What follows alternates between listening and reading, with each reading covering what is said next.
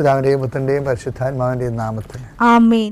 അമ്മേ പരിശുദ്ധ അമ്മേ, അമ്മേ പരിശുദ്ധമേ, ദൈവമാതാവേ, കൃപാസനത്തിലൂടെ ഞങ്ങൾക്ക് ഞങ്ങളുടെ ദേശത്തിനും അമ്മ മധ്യസ്ഥം തേടി തന്ന എല്ലാ അനുഗ്രഹങ്ങൾക്കും കൃപകൾക്കും ഞങ്ങളിപ്പോൾ ഹൃദയം നിറഞ്ഞ നന്ദി പറയുന്നു.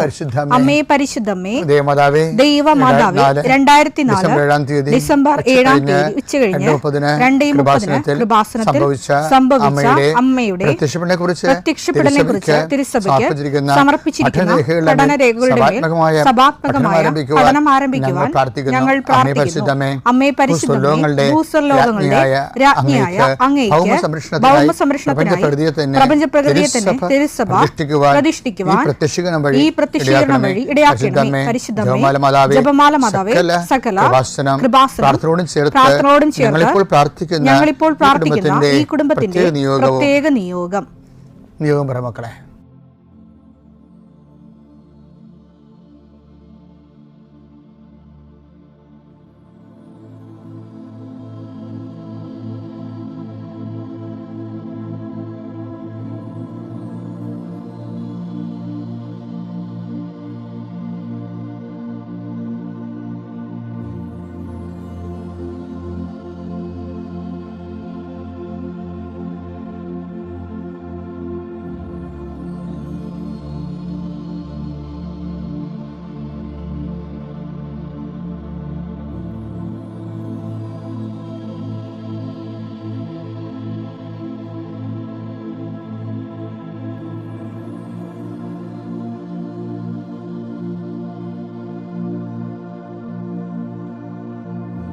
അമ്മയുടെ പ്രത്യക്ഷീകരണത്തിന്റെ ഈ അനുഗ്രഹവേളയിൽ ഞങ്ങൾക്ക് സാധിച്ചു തരുവാൻ കനിയണമേ. ആമേൻ. വിശ്വാസ പ്രമാണം. സർവശക്തനായ പിതാവും ആകാശത്തിന്റെയും ഭൂമിയുടെയും സൃഷ്ടാവുമായ ദൈവത്തിൽ ഞാൻ വിശ്വസിക്കുന്നു. അവിടുത്തെ ഏകപുത്രനും ഞങ്ങളുടെ കർത്താവുമായ ഈശോ മിശിഹായിലും ഞാൻ വിശ്വസിക്കുന്നു. ഈ പുത്രൻ പരിശുദ്ധാത്മാവിനാൽ ഗർഭസ്ഥനായി കന്യകാമറിയത്തിൽ നിന്ന് പിറന്ന് പൊന്തിയോസ് പീലാത്തോസിന്റെ കാലത്ത് പീഡകൾ സഹിച്ച് കുരിശിൽ തറയ്ക്കപ്പെട്ട് മരിച്ച് അടക്കപ്പെട്ട് പാതാളങ്ങളിൽ ഇറങ്ങി മരിച്ചവരുടെ ഇടയിൽ നിന്ന് 3-ാം നാൾ ഉയർത്ത് സ്വർഗത്തിലേക്ക് എഴുന്നള്ളി സർവശക്തിയുള്ള പിതാവായ ദൈവത്തിന്റെ വലതുഭാഗത്തിരിക്കുന്നു. അവിടെ നിന്ന് ജീവിക്കുന്നവരെയും മരിച്ചവരെയും വിധിക്കുവാൻ വരുമെന്നും ഞാൻ വിശ്വസിക്കുന്നു. പരിശുദ്ധാത്മാവിലും ഞാൻ വിശ്വസിക്കുന്നു. വിശുദ്ധ കത്തോലിക്കാ സഭയിലും പുണ്യവാന്മാരുടെ ഐക്യത്തിലും പാപങ്ങളുടെ മോചനത്തിലും ശരീരത്തിന്റെ ഉയർപ്പിലും നിത്യമായ ജീവിതത്തിലും ഞാൻ വിശ്വസിക്കുന്നു. ആമേൻ. സുഖസ്ഥനായ ഞങ്ങളുടെ പിതാവേ, അങ്ങയുടെ നാമം പൂജിതമാകണമേ. അങ്ങയുടെ രാജ്യം വരണമേ. അങ്ങയുടെ തിരുമനസ് സ്വർഗത്തിലെ പോലെ ഭൂമിയിലും ആകണമേ. അന്നു വേണ്ടുന്ന ആഹാരം ഇന്ന് ഞങ്ങൾക്ക് തരണമേ. ഞങ്ങളോട് തെറ്റ് ചെയ്യുന്നവരോട് ഞങ്ങൾ ക്ഷമിക്കുന്നത് പോലെ ഞങ്ങളുടെ തെറ്റുകൾ ഞങ്ങളോടും ക്ഷമിക്കണമേ. ഞങ്ങളെ പ്രലോഭനത്തിൽ ഉൾപ്പെടുത്തരുതേ, തിന്മയിൽ ഞങ്ങൾ രക്ഷിക്കണമേ. ആമേൻ. നന്മ നിറഞ്ഞ മറിയമേ, സ്വസ്തി. കർത്താവ് അങ്ങയുടെ കൂടെ സ്ത്രീകളിൽ അങ്ങ് അനുഗ്രഹിക്കപ്പെട്ടവളാകുന്നു. അങ്ങയുടെ ഉദരത്തിൻ ഫലമായി ഈശോ അനുഗ്രഹിക്കപ്പെട്ടവനാകുന്നു. പരിശുദ്ധ മറിയമേ, തമ്പുരാന്റെ അമ്മേ, പാപികളായ ഞങ്ങൾക്ക് വേണ്ടി ഇപ്പോഴും ഞങ്ങളുടെ മരണസമയത്തും തമ്പുരാനോട് അപേക്ഷിക്കണമേ. ആമേൻ. കർത്താവേ, ഈ പ്രഭാതത്തിൽ അങ്ങയുടെ നാമം വിളിച്ച് അപേക്ഷിക്കുന്നു. അങ്ങയുടെ നാമം വിളിച്ച് അപേക്ഷിക്കുന്ന ഒരു മകൻ പോലും ഒരു മകൾ പോലും കർത്താവ് ലജ്ജിക്കാൻ ഇടയാക്കല്ലേ എന്ന് പ്രാർത്ഥിക്കുന്നു. കർത്താവേ, നിന്റെ തിരിച്ചോരെ ഓർത്തുകൊണ്ട് പ്രാർത്ഥിക്കുന്നു. നിന്റെ തിരുവിലാല മുറിവിനെ ഞങ്ങൾ ഈ പ്രഭാതത്തിൽ കുമ്പിട്ട് ആരാധിച്ചുകൊണ്ട് പ്രാർത്ഥിക്കുന്നു. കർത്താവേ, ഞങ്ങൾക്ക് വേണ്ടി ക്രൂശിക്കപ്പെട്ടവനെ, ഞങ്ങൾക്ക് വേണ്ടി തിരുവിലാൽ മുറിവേറ്റവനെ, കർത്താവേ, ഞങ്ങൾക്ക് വേണ്ടി മുൾക്കണ ചൂടിയവനെ, കർത്താവേ, നിന്റെ നാമം വിളിച്ച് അപേക്ഷിക്കുന്ന ഈ ഭാരപ്പെട്ട മക്കള്, കർത്താവേ, ഇന്ന് ഏറ്റെടുക്കേണ്ട ഉത്തരവാദിത്തങ്ങൾ, അധ്വാനിക്കുന്നതിനും ഭാരം വഹിക്കുന്നതിൻ്റെയൊക്കെ വരിക ഞങ്ങളെ ആശ്വസിപ്പിക്കാൻ നടത്തിയ കർത്താവേ, നിന്റെ ആശ്വാസം അക്ഷരാർത്ഥത്തിൽ ഈ പ്രാർത്ഥന കൊണ്ട് ഞങ്ങളുടെ മക്കളെ അനുഭവിക്കാൻ ഇടയാക്കണം പ്രാർത്ഥിക്കുന്നു. ഏത് കാര്യത്തിന് വേണ്ടിയാണോ, ഏത് കാര്യത്തിന് വേണ്ടി അങ്ങനെ മക്കൾ ഇപ്പോഴും ഭാരപ്പെട്ടിരിക്കുന്നത്, ആ വിഷയത്തിന് കർത്താവേ ഇന്ന് രാത്രി 7 മണിക്കുള്ളിൽ ഒരു പരിഹാരം ഉണ്ടാകാൻ വേണ്ടി പ്രാർത്ഥിക്കുന്നു. ആ സാമ്പത്തിക വിഷയമാകാം, കോടതി കേസാകാം, വസ്തു വിൽപ്പനയോ വാങ്ങലോ ആകാം, അല്ലെങ്കിൽ പ്രതീക്ഷിച്ചുകൊണ്ടിരിക്കുന്ന ഒരു കത്താകാം, അല്ലെങ്കിൽ ഒരു ഇമെയിലാകാം, അല്ലെങ്കിൽ ഒരു അനുവാദമാകാം. എന്താണ് ഈശോ തടഞ്ഞു നിർത്തിയിരിക്കുന്നത്? ആ തടസ്സമെല്ലാം 39 വർഷം ഞാൻ അർപ്പിച്ച കൃപാനയുടെ യോഗ്യതയാൽ കൃപാസ്ഥാനത്താരെ ജീവനോടെ പ്രത്യക്ഷപ്പെട്ട പരിശുദ്ധയുടെ മാധ്യസ്ഥത്തിൽ ഈശോ നാമത്തിൽ മാറിപ്പോട്ടെന്ന് കൽപ്പിക്കുന്നു. രോഗികൾ, പീഡിതരെ, മനപ്രയാസമുള്ളവർ, കുടുംബം തകർന്നുകൊണ്ടിരിക്കുന്നവർ, മക്കളെ ഓർത്ത് വേദി കൊള്ളുന്നവർ, വീടില്ലാത്തവർ, വഴിയില്ലാത്തവർ കർത്താവ്, അവർക്കെല്ലാം കർത്താവേ ഇങ്ങനെ സാധ്യത നൽകിയ പുതിയ വഴി അവരെ കൊണ്ട് തന്നെ കണ്ടുപിടിക്കുന്നതിന് വേണ്ടി കർത്താവ് നീ അവരെ സഹായിക്കണം പ്രാർത്ഥിക്കുന്നു. ദൈവമേ, മക്കളില്ലാത്തവരെ, ഗർഭശിശുക്കൾക്ക് വൈകല്യം ഉണ്ടെന്ന് സ്കാനിങ് റിപ്പോർട്ട് വന്നവരെ, അവിടെ വയറിൽ കർത്താവ് നീ ഇപ്പം നിൻ്റെ തിരുവാർന്ന വലതുകരം വെക്കണമെന്ന് പ്രാർത്ഥിക്കുന്നു. മക്കളില്ലാത്ത ഉദരങ്ങളിൽ കർത്താവ് നിന്റെ കൈകൾ വെച്ചുകൊണ്ട് കർത്താവ് അവർക്ക് കുഞ്ഞുങ്ങളെ നൽകി അനുഗ്രഹിക്കണം പ്രാർത്ഥിക്കുന്നു.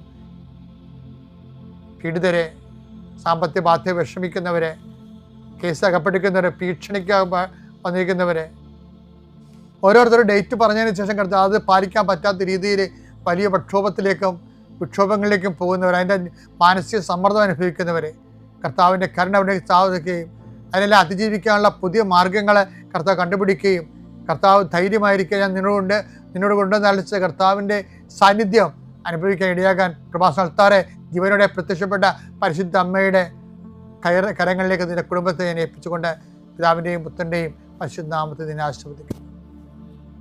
എൻ്റെ പ്രിയപ്പെട്ടവരെ, ഈ ദിവസങ്ങളിലൊക്കെ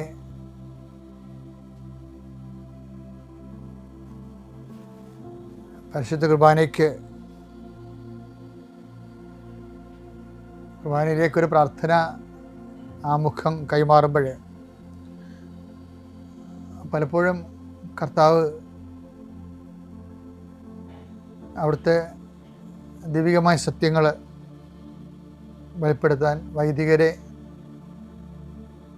ഉപകരണമാക്കാറുണ്ട്. ഇപ്പം എനിക്ക് കിട്ടിയ ഒരു ഉൾക്കാഴ്ച, ദൈവത്തെ നമ്മൾ അറിഞ്ഞോ അറിയാതെയോ അവഗണിക്കരുതെന്നാണ്. അപ്പോൾ നിങ്ങൾ ചോദിക്കും, ദൈവത്തെ നമുക്ക് അവഗണിക്കാൻ പറ്റുമോ, പിന്നെ നമുക്ക് അവഗണിച്ച് ജീവിക്കാൻ പറ്റുമോ? അങ്ങനെയല്ല. പല നമ്മുടെ നിലപാടുകളിലൊക്കെ ദൈവത്തിന് കൊടുക്കേണ്ട സ്ഥാനം അല്ലെങ്കിൽ പ്രാധാന്യം നമ്മൾ കൊടുക്കാതെ മറ്റ് വിഷയങ്ങൾക്ക് കൊടുക്കുന്നുണ്ട്. അതുകൊണ്ടാണ് കഴിഞ്ഞ ദിവസങ്ങളിൽ നമ്മൾ കണ്ടത്. എന്താ കണ്ടത്? ജെറമ്യാ കണ്ടില്ലേ? 2:13 എന്തെന്നാൽ എന്റെ ജനം രണ്ട് തിന്മകൾ പ്രവർത്തിച്ചു. അതാണ്, അത് തിന്മയാണെന്നാ പറയണത്. ദൈവത്തെ അവഗണിക്കണത് തിന്മയാണെന്നാ പറയണത്. രണ്ട് തിന്മകൾ പ്രവർത്തിച്ചു. ജീവജലത്തിന്റെ ഉറവയായ എന്നെ അവർ ഉപേക്ഷിച്ചു. ജലം സൂക്ഷിക്കാൻ കഴിവില്ലാത്ത പൊട്ടക്കിണറുകൾ കുഴിക്കുകയും ചെയ്തു. അപ്പൊ ഇതിനെ ദൈവത്തെ അവഗണിക്കണത് തിന്മ എന്നാണ് ബൈബിള് അടയാളപ്പെടുത്തുന്നത്. ഇതൊരു ഘോരമായ തിന്മയായതുകൊണ്ടാണ് ഈശോ തിന്മയിൽ നിന്ന് ഞങ്ങളെ രക്ഷിക്കണമേ എന്ന് നമ്മളോട് പ്രാർത്ഥിച്ചത്. അപ്പോൾ ദൈവത്തെ അവഗണിക്കുന്നതിൽ നിന്ന് കൂടി നമ്മളെ രക്ഷിക്കണമെന്ന് അർത്ഥം അതിനുണ്ട്. 6:13 ഞങ്ങളെ പ്രലോഭനത്തിൽ ഉൾപ്പെടുത്തരുതേ, തിന്മയിൽ നിന്ന് ഞങ്ങളെ രക്ഷിക്കണമേ. എൻ്റെ ജനം 2 തെറ്റുകൾ ചെയ്തു, 2 തിന്മകൾ ചെയ്തു. ഒന്ന്, ജീവന്റെ ഉറവയായ എന്നെ അവർ ഉപേക്ഷിച്ചു, പകരം ജലം സൂക്ഷിക്കാൻ. കഴിഞ്ഞ ദിവസങ്ങളിൽ ഉണ്ടായിരുന്ന ഒരു വലിയ വെളിപാടെന്താണ്? ജലം സൂക്ഷിക്കുക എന്ന് വെച്ച് കഴിഞ്ഞാൽ കൃപ സൂക്ഷിക്കുക. അപ്പോൾ നമ്മൾ എന്തെങ്കിലും സൂക്ഷിച്ച് വെക്കണമെന്നുണ്ടെങ്കിൽ അത് പൊന്നോ പണമോ ആരോഗ്യമോ അതിനേക്കാളെല്ലാം ദൈവം ഉദ്ദേശിക്കുന്നത് കൃപ എന്ന് പറയുന്ന ദൈവശക്തി സൂക്ഷിക്കണമെന്നാണ്. നമ്മൾ കൃപ എന്ന് പറയുന്ന ദൈവത്തിൻ്റെ ശക്തി സൂക്ഷിക്കുന്നതിനാണ് ഒന്നാമത്തെ നടപടിക്രമം. എന്താണ്? ദൈവത്തെ അവഗണിക്കാതിരിക്കുക. അപ്പോൾ നിങ്ങൾ ചോദിക്കുക, എങ്ങനെയാണ് അവഗണിക്കുന്നത്? അപ്പം നിങ്ങൾ ഉദാഹരണത്തിന് ദൈവത്തെ നമ്മൾ അവഗണിക്കുന്നുണ്ടോ ഇല്ലയോ എന്ന് മനസ്സിലാക്കാൻ, ഇപ്പം ഞായറാഴ്ച നമ്മൾ രാവിലെ തന്നെ ട്യൂഷന് പോകത്തില്ലേ? എന്നിട്ട് പിന്നെ വൈകുന്നേരം കുർബാന കൂടാമെന്ന് പറയും. എന്നിട്ട് ചിലർ വന്ന് കുർബാന കൂടിയതും കൂടാത്തതും കണക്കാക്കി സന്ധ്യ കുർബാനയ്ക്ക് വൈകുന്നേര കുർബാനയ്ക്ക് പുറത്ത് നിന്നിട്ട് പോകും. അപ്പോൾ ഇതൊക്കെ ഫലത്തിൽ വരാൻ പോണത് അവഗണനയായിട്ടാണ് വന്നത്. ദൈവത്തെ അവഗണിക്കുന്നത് തുല്യമാണ്. കുർബാന നീ മുഴുവൻ കൂടിയ എന്നതിനേക്കാൾ ഉപരി അവർ ബൈ ദ വെരി ആക്ട് കൊണ്ട് നീ ദൈവത്തെ അവഗണിച്ചു, അബാൻഡൻ ചെയ്തു. ശരിക്കും പറഞ്ഞാൽ എന്താണ് ചെയ്യേണ്ടത്? ഒരു കാരണവശാലും ഞാൻ നിന്നെ അവഗണിക്കത്തില്ലെന്ന് പറഞ്ഞിട്ടുണ്ട്. 13:5 ഞാൻ നിന്നെ ഒരു വിധത്തിലും അവഗണിക്കുകയോ ഉപേക്ഷിക്കുകയോ ഇല്ല എന്ന് അവിടുന്ന് പറഞ്ഞിട്ടുണ്ടല്ലോ. അപ്പൊ ഇതിന്റെ വിഷയം എന്ന് പറയുന്നത്, അവിടുന്ന് അങ്ങനെ പറഞ്ഞു പോയാൽ പിന്നെ ഇത് നമ്മളിൽ നിന്നും അതുപോലെ പ്രതീക്ഷിക്കും. ഞാൻ നിന്നെ ഒരു കാരണവശാലും അവഗണിക്കത്തില്ല. അതാണ് ദൈവത്തിൻ്റെ സ്നേഹത്തിൻ്റെ ഒരു അനുസ്യൂതമായിട്ടുള്ളതാണത്. അപ്പം അനുസ്യൂനത എന്ന് വേണേൽ പറയാം. അപ്പം എന്താ വിഷയം എന്ന് വെച്ച് കഴിഞ്ഞാൽ, അതുപോലെ നമ്മളിൽ നിന്നും ദൈവം ഉദ്ദേശിക്കുന്നുണ്ട്. ഒരു കാരണവശാലും നമ്മളും ദൈവത്തെ അവഗണിക്കരുത്. ട്യൂഷനായാലും ജോലി ആയാലും വേറെ എന്തെങ്കിലും നടപടി ആയാലും ശരി. അപ്പം ചില ആൾക്കാർ ഒരു കോംപ്രമൈസും ചെയ്യത്തില്ലല്ല. കുർബാനയുടെ കാര്യത്തിലായാലും കുടുംബ പ്രാർത്ഥനയുടെ കാര്യത്തിലായാലും ഒരു കോംപ്രമൈസും ചെയ്യത്തില്ല. കുടുംബ പ്രാർത്ഥനകളിലൂടെയാണ് ആദ്യത്തെ അവഗണന വരാൻ പോണത്. പതുക്കെ അത് കുർബാനയിലേക്ക് കയറി പിടിക്കും. പിന്നെ കുർബാനയിൽ നിന്നും കുടുംബ പ്രാർത്ഥനയിൽ നിന്നും നമുക്ക് ലഭിക്കുന്ന ആധ്യാത്മിക ജീവിതത്തിന് പ്രവർത്തിക്കുന്ന ദൈവാത്മാവിനെ അവഗണിക്കും. അങ്ങനെ പതുക്കെ അവഗണിച്ച് പോകും. പക്ഷേ നമ്മൾ പറഞ്ഞിരിക്കുന്ന ഒരു കാരണവശാലും ഞാൻ നിങ്ങളെ അവഗണിക്കത്തില്ലെങ്കിൽ നിങ്ങൾ ഒരു കാരണവശാലും എന്നെ അവഗണിക്കരുതെന്ന് തന്നെയാണ് ഓരോ വചനത്തിനും ദൈവത്തിൻ്റെ ഒരു ഉൾവചനം എന്ന് പറയണത്. അങ്ങനെ വന്നു കഴിഞ്ഞാൽ എന്താ സംഭവിക്കുന്നത് വെച്ച് കഴിഞ്ഞാൽ, നമ്മൾ ദൈവത്തെ അവഗണിക്കുന്ന അനുസരിച്ച് കൊണ്ട് ദൈവത്തിൻ്റെ അവഗണന നമുക്ക് ദൈവം അവഗണിക്കത്തില്ലെങ്കിൽ പോലും നമുക്ക് ദൈവത്തിൻ്റെ ഒരു സംരക്ഷണം അനുഭവേദ്യമല്ലാതായി വരുന്ന ഒരു അവസ്ഥ വരും. എന്ന് വെച്ചാൽ പലത്തിൽ അവഗണിച്ച കൂടിയാവും. ദൈവം അവഗണിക്കുന്നില്ല, ദൈവം പരിഗണിക്കുന്നുണ്ട്, പക്ഷെ നമുക്കത് മനസ്സാവാത്ത, അനുഭവിക്കാൻ പറ്റാത്ത അവസ്ഥ വരും. ഇങ്ങനെ ഒരു അരാജകത്വം പിടിച്ച അവസ്ഥയിലാണെങ്കിൽ നിനക്ക് ഈ നോൻപ് കാലത്ത് തിരിച്ചു നടക്കാനും അനുദപിക്കാനും സമയമായി. അമ്മയ്ക്ക് തിരുക്കുമാരനും 1000 നന്ദി, എന്നെ ഈ അൾത്താരയിൽ സാക്ഷ്യം പറയാൻ അനുഗ്രഹിച്ചതിനും. എൻ്റെ പേര് ആലിസ് കുട്ടായി. ഞാൻ കോട്ടയം ജില്ല പാലാ കരൂർ തിരുഹൃദയ ദേവാലയ ഇടവക അംഗമാണ്. എനിക്ക് ഉടമ്പടി ശേഷം എൻ്റെ അമ്മ മാതാവ് തന്ന അനുഗ്രഹങ്ങൾ ഓരോന്നും പറയുവാനായി ഞാൻ 2022 ഉടമ്പടി എടുക്കുകയും ആ ഉടമ്പടി എടുത്തതിന് ശേഷം ഞാൻ കൃത്യമായി പാലിച്ചിരിക്കുന്നു. ഞാൻ മൂവാറ്റുപുഴ മേങ്ങുന്നം എന്ന് പറയുന്നൊരു വീട്ടിൽ ഹോം നേഴ്സായി ജോലിക്ക് ചേർന്നതാണ്. അവിടെ ജോലി ചെയ്ത് 15 ദിവസമായതേ ഉള്ളൂ. അപ്പോൾ എനിക്ക് ആ വീട്ടിൽ ഒരു 60,000 രൂപ കാണാതെ പോകുന്നതല്ല, വെച്ച് മറന്നതോ എന്തായാലും അവർ നോക്കുമ്പോൾ കാണുന്നില്ല ആ പൈസ. അപ്പം ഞാനവിടെ ചെന്നതേ ഉള്ളൂ. ഞാൻ അന്ന് കൃപാസനം പത്രമോ മാതാവിനെയോ ഒന്നും ഞാൻ അറിയുകയോ പ്രാർത്ഥിക്കുകയോ ഒന്നും ചെയ്യുന്ന അവസരമല്ലായിരുന്നു. അങ്ങനെ ഞങ്ങളിരിക്കും. അവരെന്നോട് പറഞ്ഞു, നമുക്ക് എൻ്റെ അലിസേച്ചി ആ പൈസ കാണുന്നില്ലല്ലോ, എവിടെയാണ് വെച്ച ജോസിയേട്ടൻ ഇപ്പോൾ വരുമല്ലോ എന്ന് പറഞ്ഞു. ഞാൻ പറഞ്ഞു, ഈശോ എന്ത് ചെയ്യാനാണ്. എന്തായാലും ഞാനും കൂടെ കൂടി ആ പൈസ തപ്പിയപ്പോൾ അത് കിട്ടിയില്ല. അങ്ങനെ നോക്കുമ്പോൾ കട്ടിലിൽ ഒരു കൃപാസനം മാതാവിൻ്റെ പത്രം കിടക്കുന്നു. ഞാൻ അന്ന് വരെ ആ പത്രം കൈകൊണ്ട് എടുത്തിട്ടില്ല, നോക്കിയിട്ടില്ല. പക്ഷേ അന്ന് ഞാൻ ആ പത്രം എടുത്ത് എൻ്റെ നെഞ്ചോട് ചേർത്ത് പിടിച്ചിട്ട് പറഞ്ഞു, അമ്മ മാതാവേ, എവിടെ വെച്ചു, എങ്ങനെ വെച്ചു, ആ പൈസ കിട്ടിയില്ലെങ്കിൽ എൻ്റെ ജോലിയോ അല്ലെങ്കിൽ ഞാനും കൂടി അത് ബുദ്ധിമുട്ടാകുമല്ലോ. ഈ പൈസ ഇപ്പം തന്നെ കിട്ടിയാൽ എൻ്റെ അമ്മ മാതാവിൻ്റെ പ്രാർത്ഥനയിലും എൻ്റെ അമ്മ മാതാവിനോട് ചേർന്ന് ഞാൻ ജീവിച്ചുകൊള്ളാം എന്ന് പറഞ്ഞു. അങ്ങനെ ആ പത്രം ഞാൻ താഴെ വെച്ചിട്ട് ഞാൻ ചോദിച്ചു, മിനി എവിടെയാണ് പൈസ വെച്ചത്, ഏത് അലമാരിയോ 3 അലമാരി ഉണ്ടല്ലോ എന്ന് പറഞ്ഞു. എൻ്റെ ആലിസേച്ചി, ഞാൻ എല്ലായിടത്തും നോക്കുന്നുണ്ടെന്ന് പറഞ്ഞു. ഞാനൊന്ന് നോക്കട്ടെ എന്ന് പറഞ്ഞു. ഞാൻ നോക്കി, 2 കള്ളിയിൽ നോക്കി, കിട്ടിയില്ല. 3-ാമത്തെ കള്ളിയിൽ കൈയിട്ടപ്പോൾ ആ പൈസ ഒരു തുണിയുടെ ഇടയിൽ ഇങ്ങനെ കിടക്കുന്നു. എൻ്റെ അമ്മ മാതാവ് അത് എനിക്ക് തരികയും എന്നെ രക്ഷിക്കുകയും ചെയ്തു. എൻ്റെ 2ാമത്തെ ഉടമ്പടിക്ക് ശേഷം എനിക്ക് ലഭിച്ച അനുഗ്രഹം ഒരു ഭവനമില്ലായിരുന്നു. ഞാൻ ഭവനത്തിന് വേണ്ടി പ്രാർത്ഥിച്ചു. അങ്ങനെ ഇരിക്കുക ഉടമ്പടി എടുത്ത് 1 കൊല്ലത്തിന് ശേഷം എനിക്ക് മറ്റുള്ളവരുടെ സഹായത്താലും എൻ്റെ ജോലി ചെയ്തതിൻ്റെ സമ്പാദ്യം എല്ലാം കൂടെ കൂട്ടി ഒരു ഭവനം ലഭിച്ചു. 20 വർഷമായിട്ട് കൂട്ടുകുടുംബത്തിൽ ജീവിക്കുകയായിരുന്നു. അവിടെ എനിക്കൊരു ഭവനം തന്ന് മാതാവ് എന്നെ അനുഗ്രഹിച്ചു.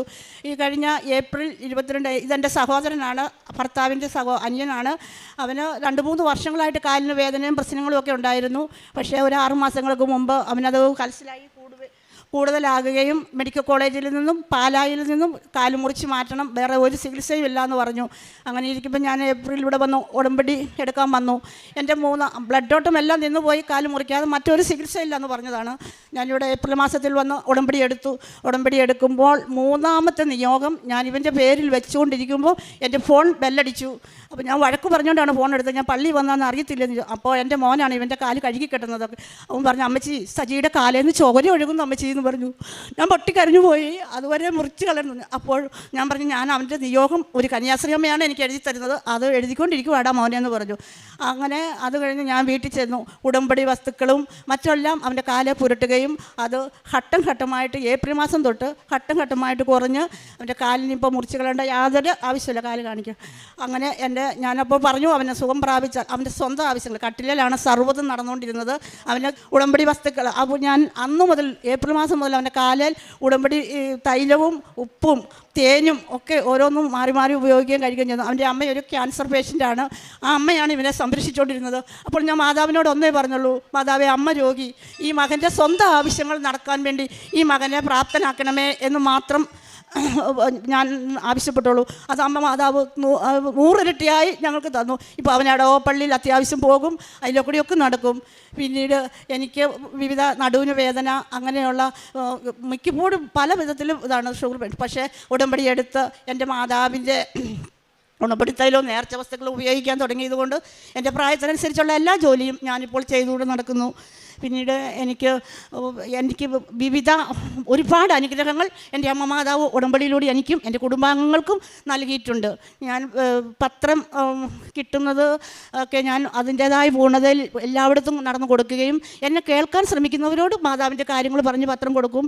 പിന്നീട് കാരുണ്യ പ്രവർത്തനമാണെങ്കിലും ഞാൻ മെഡിക്കൽ കോളേജ് വഴി ചോറ് ഞങ്ങളുടെ അവിടെ നിന്ന് കൊടുക്കുന്നുണ്ട്. അവർക്ക് ഞാൻ എല്ലാവരും 2 പൊതി കൊടുത്താൽ മതിയെന്ന് പറയും. പക്ഷേ ഞാൻ 10, 20, 10, 15 പൊതികൾ ഉണ്ടാക്കി കൊടുക്കും. പിന്നെ എൻ്റെ കണ്ണിൽപ്പെടുന്ന രോഗാവസ്ഥയിലായിരിക്കുന്ന എല്ലാവരെയും എന്നാലാവുന്നത് പോലെ സഹായിക്കും. പിന്നെ ഞാൻ ഹോം നേഴ്സായിട്ട് വർക്ക് ചെയ്യുകയായിരുന്നു. അവരെയൊക്കെ ഞാൻ വളരെ സ്നേഹത്തോടെയും അളിഞ്ഞും ആരും അടുക്കാത്ത രോഗികൾ പോലും ഉണ്ട്. അവരെല്ലാം ഞാൻ അവൻ്റെ നാമത്തിൽ നെഞ്ചോട് ചേർത്ത് വെച്ച് സ്നേഹത്തോടെ പെരുമാറും.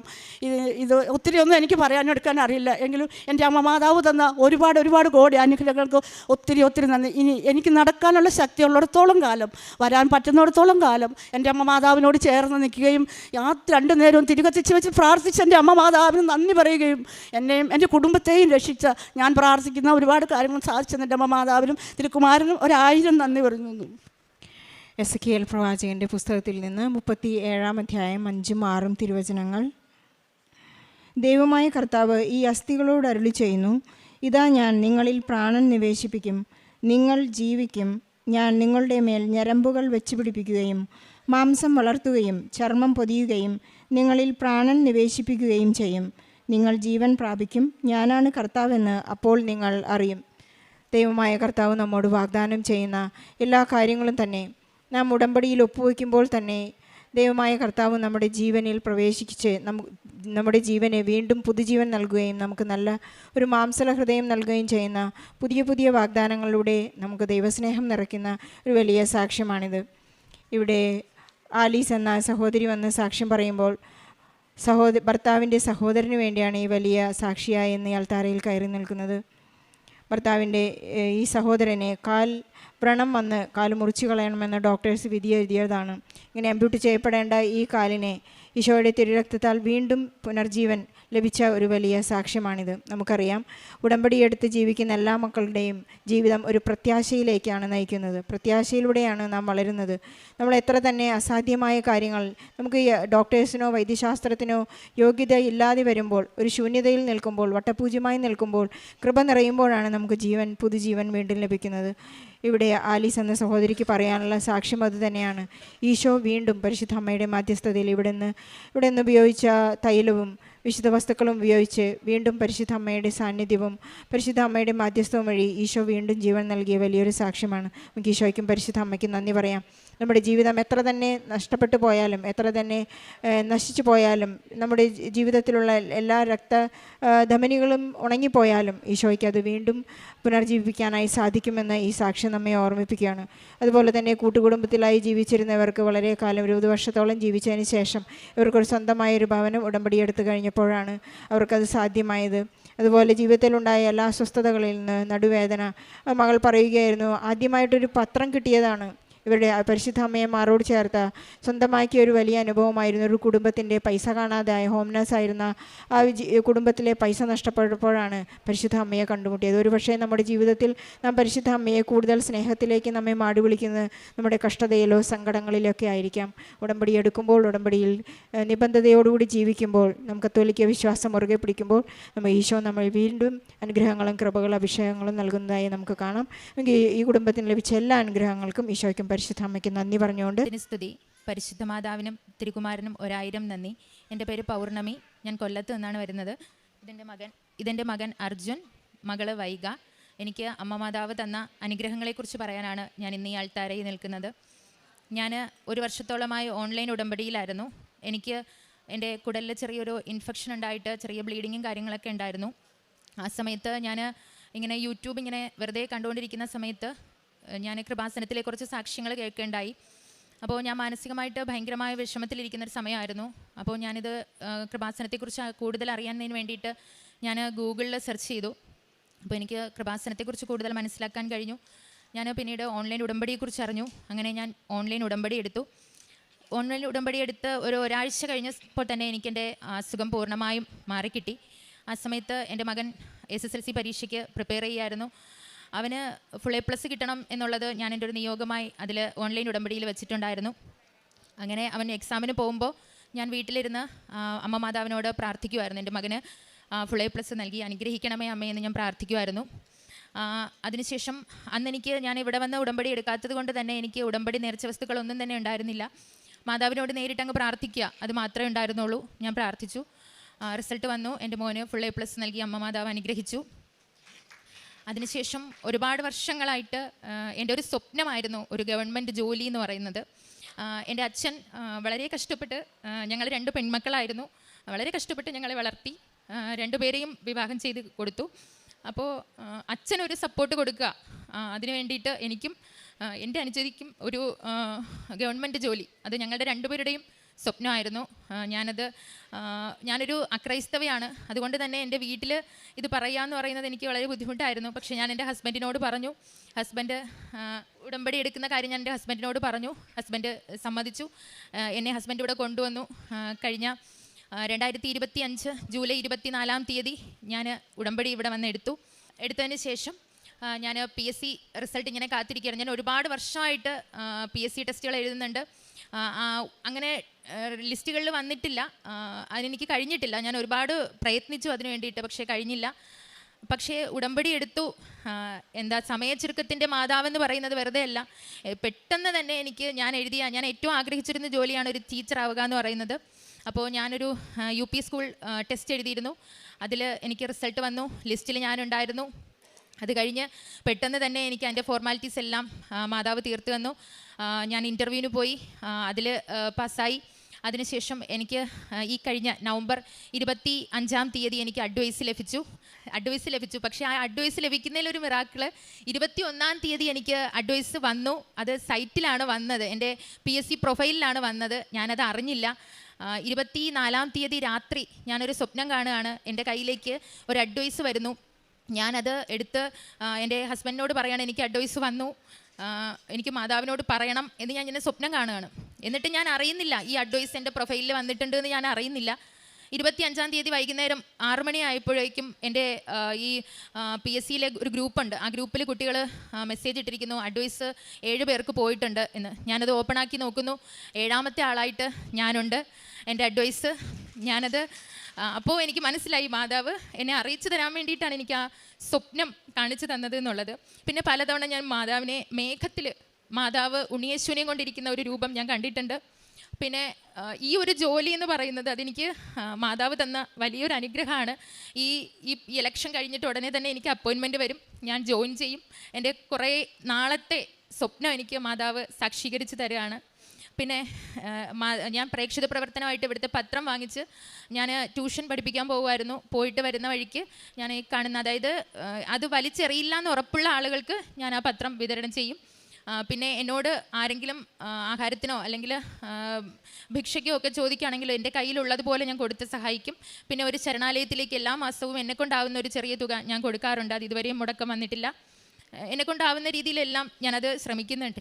പിന്നെ പ്രാർത്ഥനകൾ 5:30-ക്കുള്ള ഡെയിലി ബ്രെഡ് പ്രാർത്ഥന ഞാൻ ഒരു ദിവസം പോലും മുടക്കാറില്ല. ഞാനത് പ്രാർത്ഥിക്കും. പിന്നീട് അച്ഛൻ്റെ ചൊവ്വാഴ്ചത്തെ ധ്യാനം അത് ഞാൻ കൂടും, ഷെയർ ചെയ്യും. എൻ്റെ മോള് അവൾ 9 വയസ്സായി. എല്ലാ ദിവസവും എന്നോടൊപ്പം ജപമാലയ്ക്ക് എൻ്റെ മോളിരിക്കും. അവൾക്ക് പ്രാർത്ഥനകളെല്ലാം അറിയാം. എൻ്റെ മോളും ഞാനും കൂടിയാണ് ജപമാല ചൊല്ലുന്നത്. അതിൽ ഞങ്ങൾ ഇതുവരെയും ഒരു മുടക്കവും വരുത്തിയിട്ടില്ല. 6 മണിയാകുമ്പോൾ എന്നോട് മോള് പറയും, അമ്മേ നമുക്ക് ജപമാല ചൊല്ലണ്ടേ എന്ന് ചോദിച്ചിട്ട് മോള് തന്നെയാണ് ഇങ്ങോട്ട് ഇനിഷ്യേറ്റീവ് എടുത്ത് വരുന്നത്. എൻ്റെ ജീവിതത്തിൽ ഇതുവരെ ഞാൻ അനുഭവിച്ചിട്ടില്ലാത്തൊരു സന്തോഷവും സമാധാനവും എൻ്റെ അമ്മ ഇന്ന് എനിക്ക് തരുന്നുണ്ട്. ഒരുപാട് നാളുകളായിട്ട് പലവിധ കാരണങ്ങളാൽ മാനസികമായി ഒരുപാട് വേദനകൾ അനുഭവിച്ചിരുന്നു. സമാധാനം ഇല്ലാത്തൊരവസ്ഥയൊക്കെ ഉണ്ടായിരുന്നു. ഇപ്പോൾ ഈ ഉടമ്പടിയിലായ ഈ 1 വർഷത്തോളമായിട്ട് ഞാൻ സമാധാനത്തോടെ ജീവിക്കുന്നു, സന്തോഷത്തോടെ ജീവിക്കുന്നു. ഇപ്പോഴാണ് ഞാൻ ജീവിതം എന്താണ് എന്ന് തന്നെ അറിയുന്നത്. എൻ്റെ അമ്മ മാതാവിനോട് എത്ര നന്ദി പറഞ്ഞാലും മതിയാവില്ല. അമ്മ മാതാവിനും തിരുകുമാരനും 1000 നന്ദി. അന്ന് ഞാൻ ഒറ്റയ്ക്കാണ് വന്ന് ഉടമ്പടി എടുത്തതെങ്കിൽ ഇന്ന് ഞങ്ങളുടെ ഫാമിലിയിൽ നിന്ന് 11 പേരാണ് ഇവിടെ വന്നിരിക്കുന്നത്. അതിൽ 4 പേരിന്ന് ഉടമ്പടി പുതിയതായിട്ട് എടുത്തിട്ടുണ്ട്. എനിക്ക് കഴിയാവുന്നിടത്തോളം എല്ലാവരോടും ഞാൻ എൻ്റെ അമ്മ മാതാവിനെ കുറിച്ച് പറയാറുണ്ട്. ലൂക്ക 1:49-50 ശക്തനായവൻ എനിക്ക് വലിയ കാര്യങ്ങൾ ചെയ്തിരിക്കുന്നു. അവിടുത്തെ നാമം പരിശുദ്ധമാണ്. അവിടുത്തെ ഭക്തരുടെ മേൽ തലമുറകൾ തോറും അവിടുന്ന് കരുണ വർഷിക്കും. പൗർണമി കൃഷ്ണൻ എന്ന ഈ മകൾ എത്ര സുന്ദരമായി തൻ്റെ ഉടമ്പടി ജീവിതത്തെ നമ്മോട് പങ്കുവച്ചു. മകൾ രോഗക്ലേശത്തിലായിരുന്ന നാളുകളിൽ കുടലിൽ ഇൻഫെക്ഷൻ വന്ന ഏറെ പ്രയാസം അനുഭവിച്ച് പോയിരുന്ന നാളുകളിൽ ജോലിക്ക് വേണ്ടി ആഗ്രഹിച്ച ജോലി ഒന്നും കിട്ടാതെ മകൾ സൂചിപ്പിച്ചത് എണ്ണമില്ലാത്തത്ര PSC പരീക്ഷ എഴുതി ഒരു പരീക്ഷയ്ക്ക് പോലും ഗതി പിടിക്കാതെ ലിസ്റ്റിൽ വരാതെ എഴുതുന്നത് മാത്രം മിച്ചമായി കണ്ടിരുന്ന കാലത്ത് ഞാൻ വലിയ വിഷമത്തോടു കൂടി ജീവിതം മുന്നോട്ട് പോയപ്പോഴാണ് യൂട്യൂബിൽ അവിചാരിതമായി കൃപാസനത്തിലെ സാക്ഷ്യങ്ങൾ കാണുന്നത്. അത് സാക്ഷ്യങ്ങൾ ആദ്യം എന്നെ ആകർഷിച്ചു. കൂടുതൽ കേൾക്കാൻ തോന്നി. പിന്നെ ഇതെന്താണ് ഏതാണെന്ന് അറിയാൻ വേണ്ടി കൃപാസനം യൂട്യൂബ് ചാനൽ നോക്കി. അങ്ങനെ ജോസഫ് അച്ഛൻ്റെ ധ്യാനം കേട്ടു. ഓൺലൈൻ ഉടമ്പടിയുണ്ടെന്ന് കേട്ടു. എങ്കിൽ ആദ്യം പറഞ്ഞാൽ മറ്റുള്ളവരെന്ത് കരുതും, ഇവിടം വരെ വരുവാനും ഉടമ്പടി ജീവിക്കുവാനുമൊക്കെ പ്രയാസമാകുമോ എന്ന് കരുതി ഞാൻ ആരും അറിയാതെ രഹസ്യമായി ഞാൻ ഓൺലൈൻ ഉടമ്പടി എടുത്തു. ഒരു വിശ്വാസ ജീവിതം ഒരു മകൾ തുടങ്ങിയതിൻ്റെ ആ ഒരു തുടക്കം, അതിൻ്റെ ആദ്യ സ്റ്റെപ്പുകളാണ് നമ്മളോട് പറയുന്നത്. അമ്മ മാതാവ് ഒരാളെ ആഗ്രഹിച്ചാൽ തേടിച്ചെന്ന് കണ്ടെത്തുമെന്ന് കൂടി ഇതിനർത്ഥമുണ്ട്.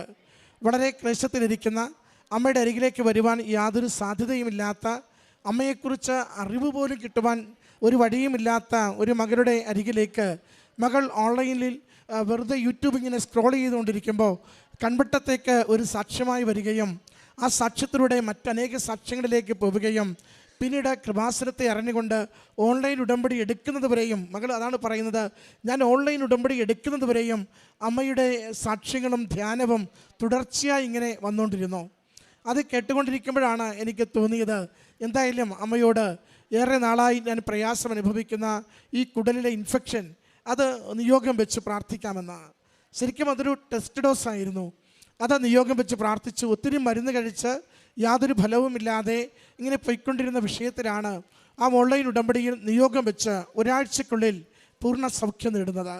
മകൾ പറഞ്ഞതുപോലെ നേർച്ച വസ്തുക്കളൊന്നും ഉപയോഗിച്ചില്ല. എനിക്ക് ഇവിടം വരെ വന്ന അമ്മയെ കണ്ടിട്ട് പോലുമില്ല.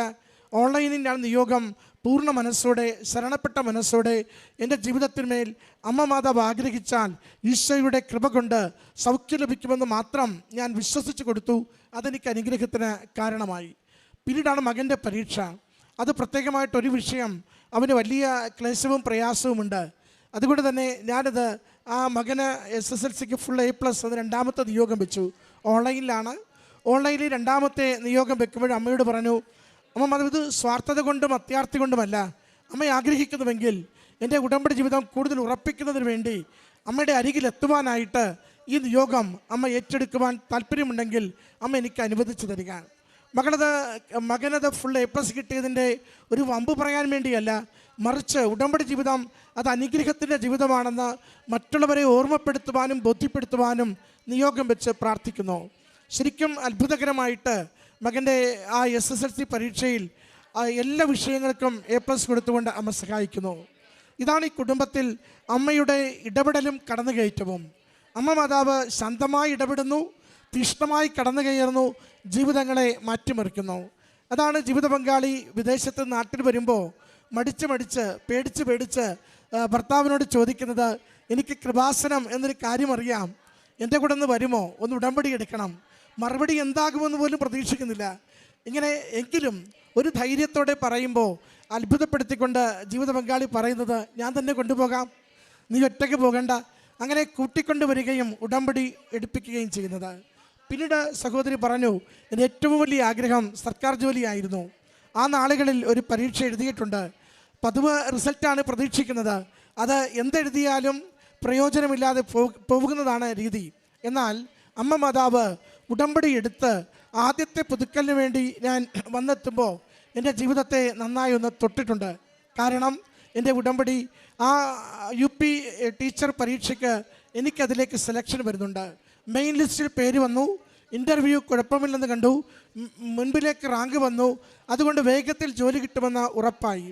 പിന്നീട് അമ്മയുടെ സംരക്ഷണ മകൾ ചേർത്ത് പറയുന്നുണ്ട്, ഞാനത് എനിക്ക് അഡ്വൈസ് വരും, ജോലി കിട്ടും എന്നൊക്കെ എനിക്ക് ധാരണയായി. എപ്പോഴാണ് ഒന്നും അറിയില്ല. സർക്കാരിൻ്റെ കയ്യിൽ പൈസയില്ല, ഇലക്ഷൻ വരുന്നു, അധ്യയന വർഷം തീരാറായി. അപ്പോൾ നീട്ടിവെക്കാൻ പറ്റുമെങ്കിൽ ഇത് നീണ്ടു പോകാൻ സാധ്യതയുണ്ടെന്ന് മകൾക്ക് തോന്നിയിരുന്നു. അതാണ് അമ്മ മാതാവ് ചില കാര്യങ്ങൾ നമ്മൾ മറന്നുപോയാൽ നമ്മളെ കൃത്യമായി അമ്മ കൂടെ വന്ന് ഓർപ്പിച്ചു തരും. സ്വപ്നമെന്ന് പറയുന്നത് അമ്മയുടെ സാന്നിധ്യത്തിൻ്റെയും സന്ദേശത്തിൻ്റെയും അടയാളമാണ്. മകൾ പറയുന്നുണ്ട്, 24-ാം തീയതി രാത്രി ഞാൻ നല്ല ഉറക്കത്തിൽ കാണുന്ന സ്വപ്നത്തിൽ ഞാൻ എൻ്റെ പങ്കാളിയുടെ അരികിൽ അഡ്വൈസ് വരുന്നത്, ജോലി കിട്ടുന്നത്, ഇതൊക്കെ ഞാൻ പറയുകയാണ്. ഇത് ഇങ്ങനെ പറയുമ്പോഴും എനിക്കറിയില്ല എൻ്റെ പ്രൊഫൈലിൽ എനിക്ക് അഡ്വൈസ് വന്ന് കിടപ്പുണ്ടെന്ന്. ഞാൻ മറന്നുപോയത്, ഒരുപക്ഷെ ഞാൻ നോക്കുവാൻ പോലും ശ്രദ്ധിക്കാതെ വിട്ടുകളയാവുന്നത് എൻ്റെ ഓർമ്മയിലേക്ക് അമ്മ വന്ന് പറയുകയും ഉറപ്പിക്കുകയും എന്നെ ആ പ്രൊഫൈൽ തുറന്ന് നോക്കുവാൻ എന്നെ പ്രേരിപ്പിക്കുകയും ചെയ്തു. ഞാൻ തുറന്നു നോക്കിയപ്പോൾ ജോലിക്കുള്ള അഡ്വൈസ് അതിനകത്ത് വന്നിട്ടുണ്ട്. അമ്മ എന്നെ ഒരു സ്വപ്ന ദർശനത്തിലൂടെ കൃത്യമായും സന്ദേശം, അത് നിയോഗം യാഥാർത്ഥ്യമാകുന്നത് എന്നെ കാട്ടിത്തരികയായിരുന്നു. പ്രിയമുള്ളവരെ, ഉടമ്പടി എപ്പോഴും നമ്മളെ അങ്ങനെയാണ് കൈപിടിച്ച് നടത്തുന്നത്. അമ്മയുടെ കരങ്ങളിലേക്ക് നിഷ്കളങ്കമായി സന്തോഷത്തോടെ കൊടുക്കുവാൻ തയ്യാറാണോ? ഏത് വലിയ കാര്യവും എത്ര കണ്ട് പരാജയപ്പെട്ട വിഷയവും അമ്മ നിസ്സാരമായി സമയച്ചുരുക്കത്തിൽ നമുക്ക് അനുവദിച്ചു തരും. മകൾ പറഞ്ഞു, അതിനു മുമ്പ് എഴുതിയ ഒത്തിരി പേരുടെ റാങ്ക് ലിസ്റ്റിൽ വന്ന പേരുകൾ, പരീക്ഷ എഴുതിയതിൻ്റെ മെയിൻ ലിസ്റ്റുകൾ ഇപ്പോഴും അതേപടി നിൽക്കുമ്പോഴാണ് വൈകിയ വേളയിൽ എഴുതിയത് വേഗത്തിലെടുത്ത് ജോലിയിലേക്ക് എൻ്റെ അമ്മ മാതാവ് എന്നെ നയിച്ചത്. സമയച്ചുരുക്കത്തിൻ്റെ സാക്ഷ്യമെന്ന് അതുകൊണ്ടാണ് മകൾ ഈ സാക്ഷ്യത്തെ അടയാളപ്പെടുത്തിയത്. ഇനി എന്താണ് എനിക്ക് അമ്മ മാതാവിനെ അറിയുവാൻ പറ്റി? ഞാനൊരു അക്രൈസ്തവ മകളാണ്. എൻ്റെ ഉള്ളിൽ നിർത്തുകയല്ല, മറ്റുള്ളവരോട് സന്തോഷത്തോടെ ഉടമ്പടിയെപ്പറ്റി പറയുന്ന ധൈര്യം മകൾ കാണിക്കുന്നുണ്ട്. അതാണ് മകൾ പറയുന്നത്, ഇത് അലക്ഷ്യമായി കളയില്ലെന്ന് ഉറപ്പുള്ളവർക്ക് മാത്രം ഞാൻ പ്രേക്ഷിത പ്രവർത്തനത്തിൻ്റെ ഭാഗമായി കൃപാസനം പത്രം കൊടുത്തുകൊണ്ടിരുന്നു. ഞാൻ മറ്റുള്ളവർക്ക് എൻ്റെ കയ്യിൽ അവസാന ചില്ല് തീരുന്നത് വരെയും ചോദിച്ചാൽ എല്ലാവർക്കും ഞാൻ കാരുണ്യ പ്രവൃത്തി ചെയ്തുകൊണ്ടിരുന്നു. ഇതിനെക്കുറിച്ചൊന്നും ഞാൻ ഒരിക്കലും മടി തോന്നിയിട്ടില്ല, സങ്കടം തോന്നിയിട്ടില്ല, സന്തോഷമായി ചെയ്തുകൊണ്ടിരുന്നു. അതാ മകൾ പറയുന്നത്, എൻ്റെ 9 വയസ്സുള്ള കുഞ്ഞുമായി ഞങ്ങളിന്ന് ജപമാല ചൊല്ലുന്നു. എന്നോടൊപ്പം 11 പേർ ഇന്ന് ഈ അമ്മ മാതാവിൻ്റെ തിരുനടയിൽ വന്ന് പ്രാർത്ഥിക്കുന്നു. 4 പേർ ഇന്ന് ഉടമ്പടി എടുക്കുന്നു. ഒരാളിൽ നിന്ന് അനേകരിലേക്ക് ഉടമ്പടി എങ്ങനെ വളരുന്നുവെന്ന് മകൾ നമ്മുടെ മുമ്പിൽ സാക്ഷ്യപ്പെടുത്തുകയാണ്. സന്തോഷത്തിൻ്റെ കണ്ണീരോടെ മകൾ അമ്മയുടെ സന്നിധിയിൽ അമ്മ നൽകിയ ഒന്നിനു പിറകെ ഒന്നായി നിരവധി അനുഗ്രഹങ്ങളെ സാക്ഷ്യപ്പെടുത്തുമ്പോൾ നമ്മോടും പറയുന്നുണ്ട്, ശരണപ്പെടുക, പ്രാർത്ഥിക്കുക, ജീവിതത്തെ കൊടുക്കുക. ഏത് സങ്കടവും അമ്മ നമുക്ക് സന്തോഷമാക്കി തരും. കരഘോഷത്തോടു കൂടി ഈ മകൾക്ക് ലഭിച്ച അനുഗ്രഹങ്ങൾക്ക് ദൈവസന്നിധിയും ഈശോയ്ക്കും 1000 നന്ദി. ഞാൻ 18ാമത്തെ പുതുക്കലിലാണ് നിൽക്കുന്നത്. എൻ്റെ പേര് ഷാൻഡി റെജി. ഞാൻ കോതമംഗലത്തു നിന്ന് വരുന്നു. എനിക്ക് 18ാമത്തെ പുതുക്കലിൽ കിട്ടിയ ഒരു വലിയൊരു അനുഗ്രഹം പറയാനാണ് ഞാനിവിടെ നിൽക്കുന്നത്. എൻ്റെ 8ാമത്തെ സാക്ഷിയാണ് ഇപ്പോൾ പറയുന്നത്. ഞാൻ ഈ ഇലക്ഷനിൽ മത്സരിച്ചിരുന്നു. അതിന് എൻ്റെ എതിർ പാർട്ടി എൻ്റെ പ്രബലയായ ഒരു മിത്രം തന്നെയായിരുന്നു. അതുകൊണ്ട് തന്നെ എനിക്ക് അവരോട് നേരിടേണ്ടതായി വന്നു. പക്ഷേ എൻ്റെ അമ്മയുടെ കരുണ കൊണ്ട് മാത്രം ഞാൻ ജയിച്ചു. ഞാൻ ഇലക്ഷൻ കഴിഞ്ഞു. അതിൻ്റെ പിറ്റേ ദിവസവും എല്ലാവരും പറഞ്ഞു അവർ 35 വോട്ടിന് ജയിച്ചിരിക്കുകയാണ്. എങ്കിലും ഞാൻ പറഞ്ഞു എൻ്റെ അമ്മ എന്നെ കൈവിടില്ല. അമ്മ തന്നെ എന്നെ ജയിപ്പിക്കും എന്ന് ഞാൻ പറഞ്ഞു. അതുപോലെ തന്നെ ഇലക്ഷൻ്റെ വോട്ടെടുപ്പ് എണ്ണി അന്നേരം ഒരു ന്യൂസ് വന്നു, ഞാൻ പരാജയപ്പെട്ടു, നമ്മൾ പുറകോട്ട് പോയി എന്ന്. പക്ഷേ അവിടെ നിന്നെല്ലാം എൻ്റെ അമ്മ 50 വോട്ട് നൽകി എന്നെ രക്ഷിച്ചു. എന്നെയും എൻ്റെ കുടുംബത്തെയും ഞാൻ എന്നും പ്രാർത്ഥിക്കുന്നത് ഇതാണ്, പ്രത്യക്ഷീകരണത്തിൻ്റെ സ്ഥിരം സാക്ഷിയാക്കി എന്നെ ഉയർത്തിയതിന് നന്ദി എന്ന്. എൻ്റെ കാരുണ്യ പ്രവർത്തികൾ എന്ന് പറഞ്ഞാൽ, ഞാൻ ഒരു ക്യാൻസർ രോഗി അല്ലെങ്കിൽ ഒരു ഡയാലിസിസ് രോഗി അല്ലെങ്കിൽ ആരും ഇല്ലാത്തവർ, അവരെ കണ്ടാൽ എൻ്റെ കയ്യിലുള്ളതിനനുസരിച്ച് പണമായിട്ടും വസ്ത്രമായിട്ടും ആഹാരമായിട്ടും ഞാൻ കൊണ്ടുവന്ന് കൊടുക്കും. അതുപോലെ തന്നെ എൻ്റെ ആത്മീയ ജീവിതത്തിൽ വന്നത്, ഞാനൊരു ഞായറാഴ്ച ക്രിസ്ത്യാനിയായിരുന്നു. എപ്പോഴെങ്കിലും ഒന്ന് പള്ളിയിൽ പോകും, അതുപോലെ തന്നെ എപ്പോഴെങ്കിലും ഒന്ന് പ്രാർത്ഥിക്കും. അതല്ല ഇപ്പോൾ എൻ്റെ ജീവിതത്തിൽ വന്നിരിക്കുന്നത്. ഞാൻ എല്ലാ ആഴ്ചയിലും പള്ളിയിൽ പോകും. അതുപോലെ തന്നെ ഹുസോയം മേടിക്കുമ്പോൾ എൻ്റെ പാപങ്ങളും ഞാൻ ഏറ്റുപറഞ്ഞ കണ്ണീരോടെ ഏറ്റുപറഞ്ഞിട്ടാണ് ഞാൻ ഹുസോയം മേടിക്കുള്ളൂ. എന്നിട്ട് ഞാൻ കുർബാന അനുഭവിക്കും. ഇപ്പോൾ എൻ്റെ ജീവിതത്തിൽ കുർബാന അനുഭവത്തിലൂടെയാണ് ഞാൻ പോകുന്നത്.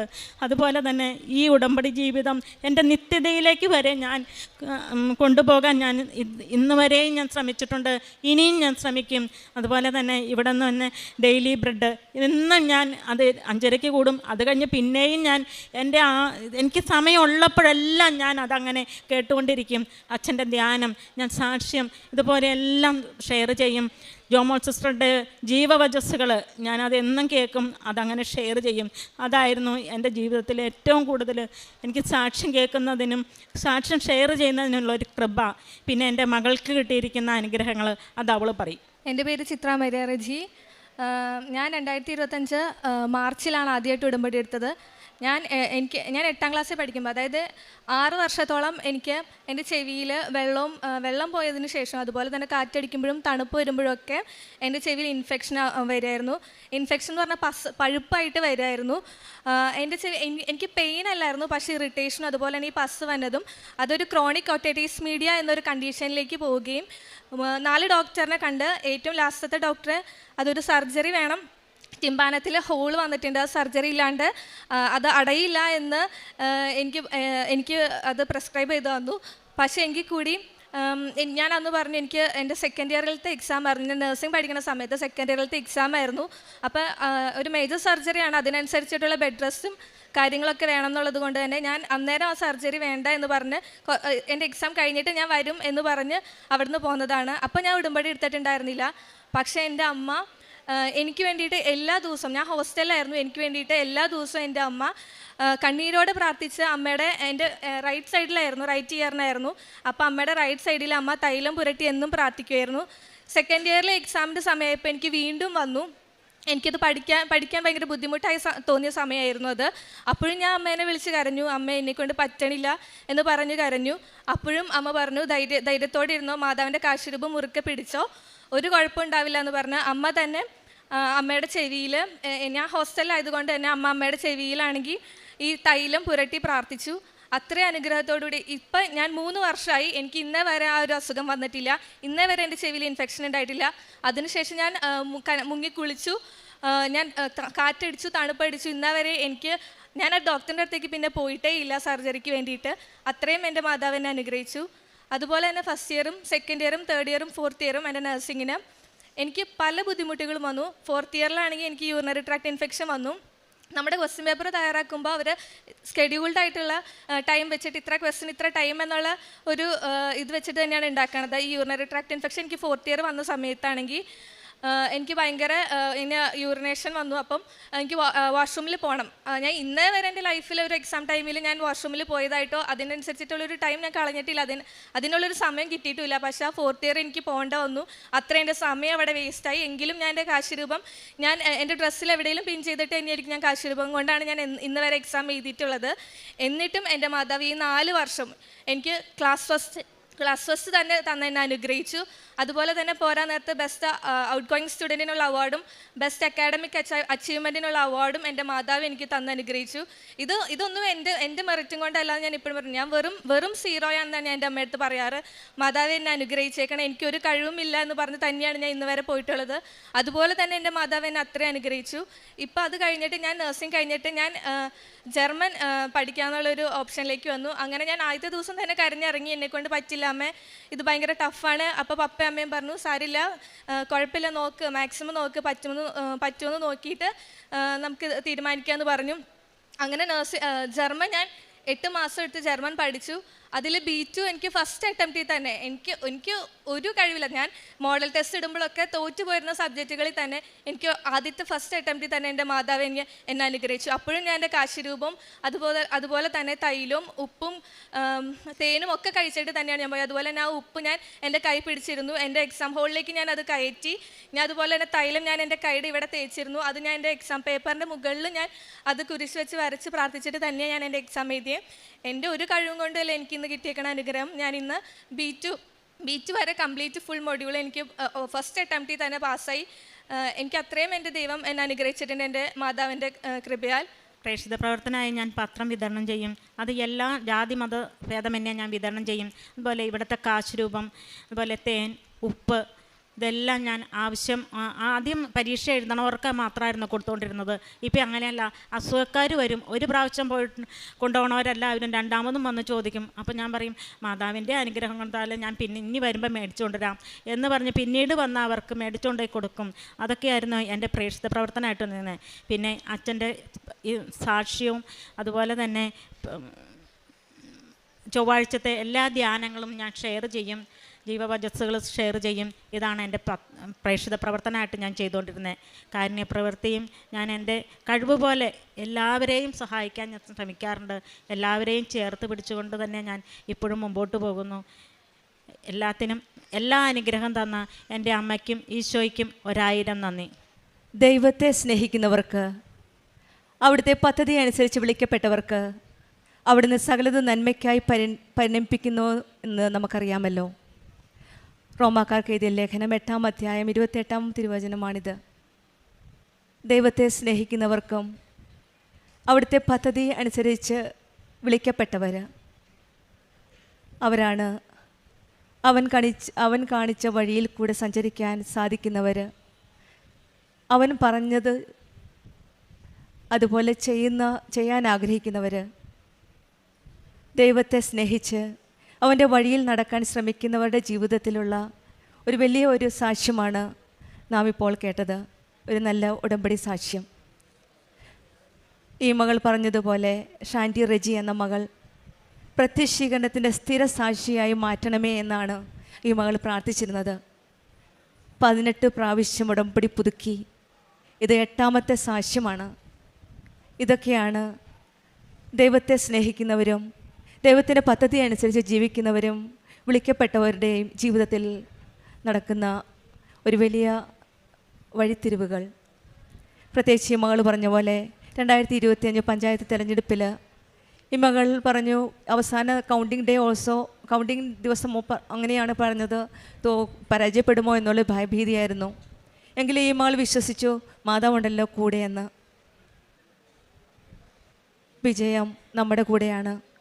ഈശോയുടെ അമ്മയുടെയും കൂടെ വന്ന് ഇവിടെ നിന്ന് ഈ കൃപാസനത്തിൻ്റെ ഈ ആലയത്തിൽ ഈ സന്നിധിയിൽ വന്ന് പ്രാർത്ഥിച്ചവരുടെ കണ്ണുനീര് ഒപ്പുന്ന ഒരു അമ്മയാണ് നമ്മുടെ കൂടെയുള്ളത്. ആ അമ്മയുടെ അരികിൽ 18 പ്രാവശ്യം പുതുക്കിയ ഒരു മകളെ മറക്കുവാൻ സാധിക്കുമോ അമ്മയ്ക്ക്? ഈശോയും അമ്മയും ചേർന്ന് നിന്നാണ് ഈ മകളുടെ ഈ പഞ്ചായത്തിൽ ഒരു ജനത്തിൻ്റെ പ്രതിനിധിയായി അവരുടെ പഞ്ചായത്തിൽ സഹായിക്കണമെന്നുള്ള ഒരാഗ്രഹം ഈശോയും അമ്മയും ചേർന്ന് നിന്ന് സഹായിച്ചു കൊടുത്തു. ഈ മകളുടെ രോഗസൗഖ്യത്തെ പറ്റിയാണ് പിന്നീട് പറഞ്ഞത്. ചെവിയിൽ നിന്നുണ്ടായിരുന്ന പഴുപ്പ്, അത് 6 വർഷത്തോളം ഈ മകൾ സഹിച്ചിരുന്നു, ബുദ്ധിമുട്ടിയിരുന്നു. പിന്നീടാണ് അന്നേരം ഈ മകൾക്ക് ഉടമ്പടിയിൽ പറ്റില്ലായിരുന്നു. 18 വയസ്സായില്ലായിരുന്നു. അമ്മയുടെ ഉടമ്പടിയിലാണ് ഈ മകൾ പ്രാർത്ഥിച്ചിരുന്നത്. +2 പരീക്ഷയുടെ സമയത്ത് ഒത്തിരി ബുദ്ധിമുട്ടി. പിന്നീട് അമ്മ വീട്ടിലിരുന്ന് അമ്മയുടെ ചെവിയിൽ ആ തൈലം തേച്ച് ഈ മകൾക്ക് വേണ്ടി പ്രാർത്ഥിച്ചു. ഇങ്ങനെയാണ് ഓരോ അമ്മയും ഓരോ മക്കൾക്ക് വേണ്ടി അവരുടെ വിശ്വാസം കൈമാറുന്നത്. ഈ അമ്മയുടെ വിശ്വാസത്തിൽ ഈ മകൾ ഉറച്ചു വിശ്വസിച്ചു. ആ മകൾക്ക് അന്ന് ആ അസുഖത്തിൽ നിന്നുള്ള സൗഖ്യമാണ് ലഭിച്ചത്. ഡോക്ടേഴ്സ് സർജറിയാണ് പറഞ്ഞിരുന്നത്. ആ സർജറിയിൽ നിന്നാണ് ഈ മകൾ വിമുക്തിയായത്. ഈശോയോടും അമ്മയോടും ചേർന്ന് പ്രാർത്ഥിക്കുമ്പോൾ ഈ അമ്മ വിശ്വാസത്തോടെ തൈലം സ്വന്തം ചെവിയിൽ തേച്ച് മകൾക്ക് വേണ്ടി പ്രാർത്ഥിച്ചപ്പോഴും ഈശോയും അമ്മയും കേട്ടു ആ പ്രാർത്ഥനയും. പിന്നീടാണ് യൂറിനറി ഇൻഫെക്ഷൻ. ഈ മകൾ ഉടമ്പടി എടുത്തതിന് ശേഷം ഉടമ്പടി വസ്തുക്കൾ ഉപയോഗിക്കുവാൻ തുടങ്ങി. ഉടമ്പടി ഉപ്പും ഉടമ്പടി തൈലവുമാണ് ഈ മകൾ ഉപയോഗിച്ചത്. പല ട്രീറ്റ്മെൻറ്റ് ചെയ്തെങ്കിലും അത്ര പ്രയോജനമുണ്ടായില്ല. പിന്നീടാണ് ഉടമ്പടി വസ്തുക്കളുടെ ഉപയോഗം മൂലം മാത്രം ഈ മകൾ അതിൽ നിന്നും സൗഖ്യം പ്രാപിച്ചു. പിന്നീടുണ്ടായിരുന്ന ജർമ്മൻ കോഴ്സ്, ടഫായിരുന്ന സ്റ്റഡി, ഈശോ അത് എളുപ്പത്തിലാക്കി കൊടുത്തു. ഈ മകൾ ഓരോ കാര്യത്തിലും ഈശോയുടെ അമ്മയോടും ചേർന്ന് നിന്ന്, ഇതാണ് നമ്മൾ ആദ്യം കേട്ടത്, ദൈവത്തെ സ്നേഹിക്കുന്നവർക്ക്, അവിടുത്തെ പദ്ധതി അനുസരിച്ച് വിളിക്കുന്നവർക്ക് അവരുടെ ജീവിതത്തിൽ ആ മകൾ പറഞ്ഞ പോലെ ചെവിയുടെ കാര്യം പറഞ്ഞപ്പോൾ അവൾ പറഞ്ഞു, കാറ്റടിച്ചു, തണുപ്പടിച്ചു, ഒന്നും വന്നില്ല. നമ്മുടെ ജീവിതത്തിൽ, ഉടമ്പടി മക്കളുടെ ജീവിതത്തിൽ അതുപോലെ തന്നെയാണ്. എത്ര വലിയ കാറ്റായാലും, എത്ര വലിയ സ്റ്റോമായാലും, എത്ര വലിയ പ്രശ്നങ്ങളായാലും ഉടമ്പടിയിൽ ജീവിക്കുന്ന മക്കൾക്ക് ഭയപ്പെടേണ്ട ആവശ്യമില്ല. ഈശോയെ, അമ്മയെ സ്നേഹിക്കുന്ന മക്കൾക്ക്, അവിടുത്തെ പദ്ധതി അനുസരിച്ച് ജീവിക്കുന്ന മക്കൾക്ക് ഒന്നിനും ഭയക്കേണ്ട ആവശ്യമില്ല. എല്ലാം നന്മയ്ക്കായി തന്നെ ഈശോയും അമ്മയും ചേർന്ന് നിന്ന് നമ്മുടെ ജീവിതത്തിൽ നടത്തിത്തരും. കാനായിൽ അമ്മ അവരുടെ ജീവിത ബുദ്ധിമുട്ടുകൾ മനസ്സിലാക്കിയപ്പോഴാണ് സ്വന്തം മകനോട് ചെന്ന് ആ ജീവിതത്തിൻ്റെ പ്രതിസന്ധി തരണം ചെയ്യുവാൻ ആ കുടുംബത്തെ സഹായിച്ചത്. അതുപോലെ തന്നെ ഇന്നും ആ അമ്മ തന്നെ, കൃപാസനത്തിൻ്റെ അമ്മ, ഈ അമ്മ ജീവനോട് പ്രത്യക്ഷപ്പെട്ട ഈ അമ്മ നമ്മുടെ കൂടെയുമുണ്ട്. ആ അമ്മയിൽ വിശ്വസിച്ച് നമ്മുടെ ഉടമ്പടി ജീവിതം നമുക്കും വിശ്വസ്തയോടെ നയിക്കാം.